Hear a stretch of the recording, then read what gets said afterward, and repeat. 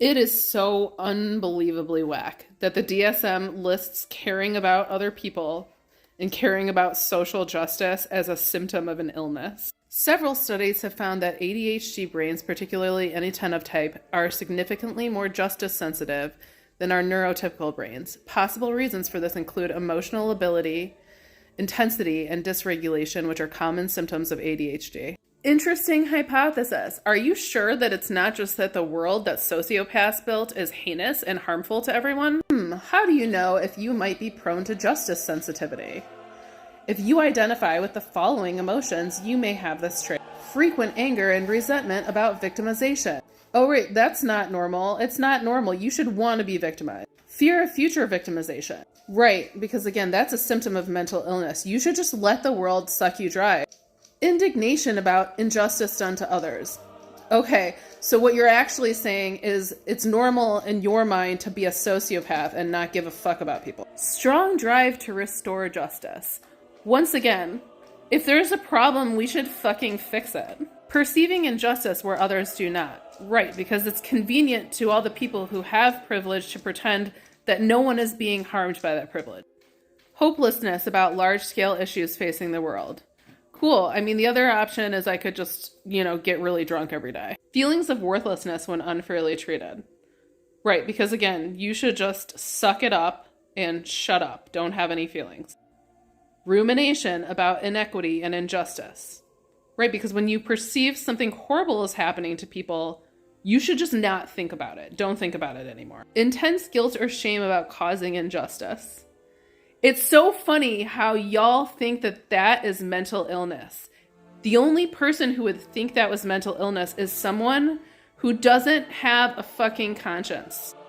Please do not be fooled by these motherfuckers. And remember that the DSM, just like the entire concept of money and our entire society, was just made up by some guy. It is so unbelievably whack that the DSM lists caring. Oh my God, I'm going to try to do this as fast as I can, but listen here. In America, the neurotypical culture is white supremacy, capitalism, and Christian fundamentalism. I know a lot of people are confused by that because they're like, how is that? Blah, blah, blah. Listen, neurotypical is not about the way your brain works. It's about how you communicate in your culture. So neurotypical means that generally the people in this culture all use the same way of communicating. So therefore their brains are wired very similarly. So if you all speak the same language, if you all think the same things about the seasons, about the way things grow, about the general emotions that are happening, it makes it really easy for you to communicate with each other, which is what is neurotypical. Neurodivergent means it's difficult to communicate because I think differently, and so therefore I process differently. And so I have different ideas or different outcomes for what I'm seeing before me.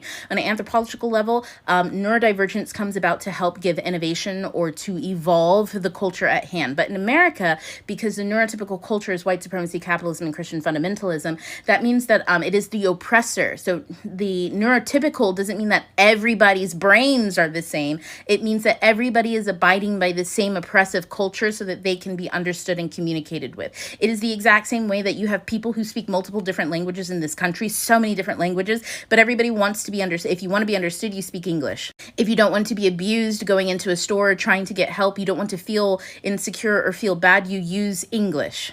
It's not that everybody speaks English. It's that the oppressive behaviors of thinking someone who doesn't speak your language is not intelligent. That's the problem. You get what I'm saying? And that's based on an oppressive culture, not necessarily everybody's individual behaviors, because people can speak other languages and still think you're stupid because you can't speak English, even though they speak multiple languages too and English. You see how the math's not mathing?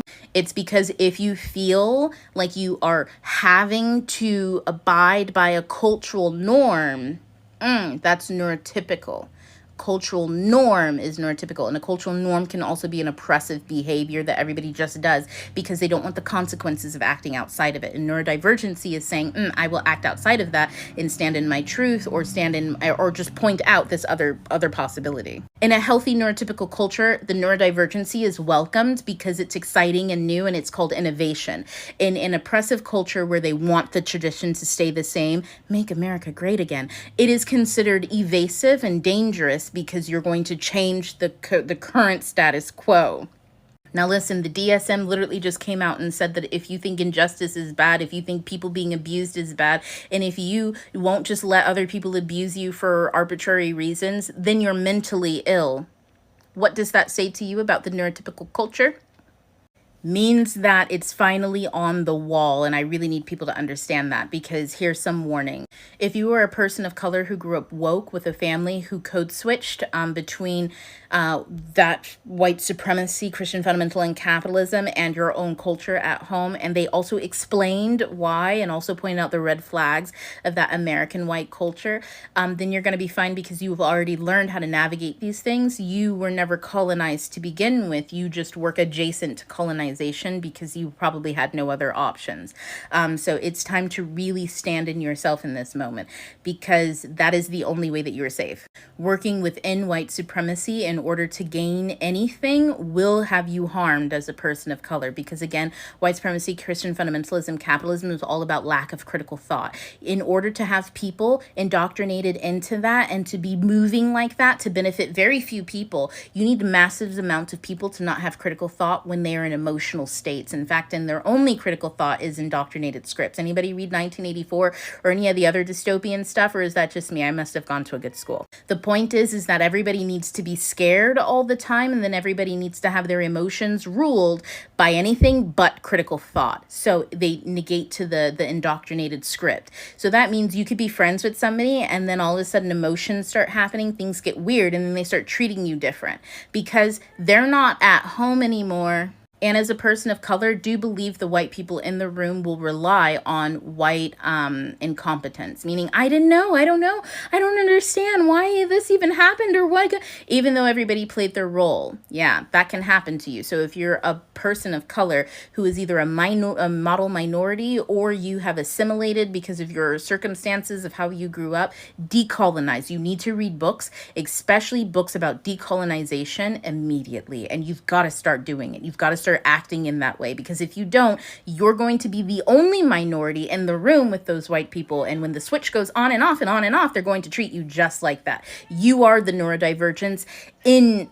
Cat's all loud. She's over here telling y'all to get out, get out. But for model minorities and assimilated minorities, you will be the neurodivergence manifested for them to act out against, because that is just what happened. And don't expect these people, I don't care if it's your boss, if it's somebody you work with, if it's your friends, you really need to ask yourself, do you have emotional connections where you feel safe and you feel supported, and you don't have to ask for any of those things or reciprocate in any way? Because if your answer is no, then you need to decolonize, and you need to read. You need to read far and wide, and you need to be safe. If you're a white person who grew up in poverty, you probably could not afford to sleep. But however, money has y'all oftentimes in a chokehold. That's just why the blue collar went straight to MAGA, because you do believe that daddy capitalism can save you, and it cannot. You are the exploited minority in daddy capitalism.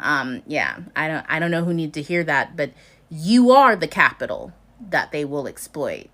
It's you. You will never be the rich person. You don't have the cultural bandwidth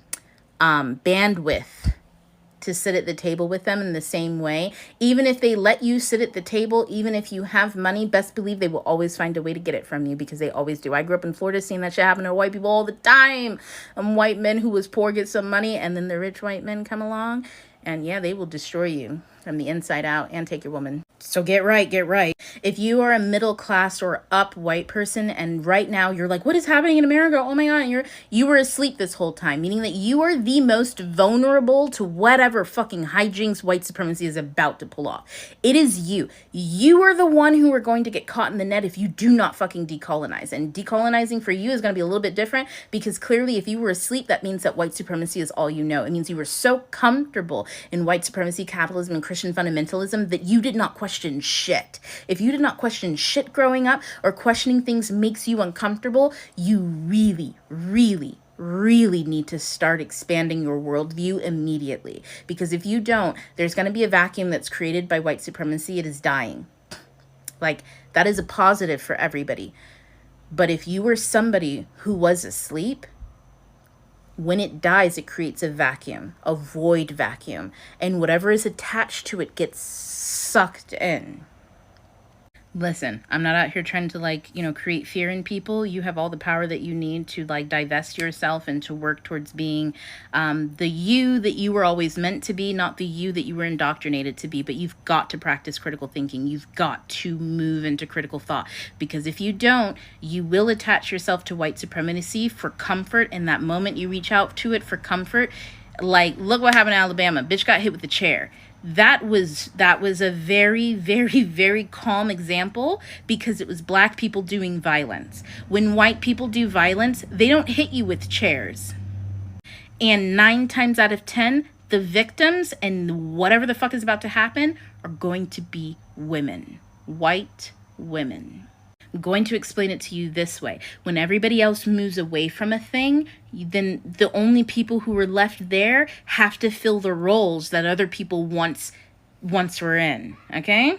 People of color have known this forever. As a black woman, I have known forever that if I am the only black person in a room and a white woman is about to be persecuted, she will find a way to put that persecution onto me. It has happened many times. They will sling it. And it's because of your indoctrination, your lack of critical thought. You don't know, let's stand together and make change. You go, oh, I need comfort. I'm scared and I don't know what to do.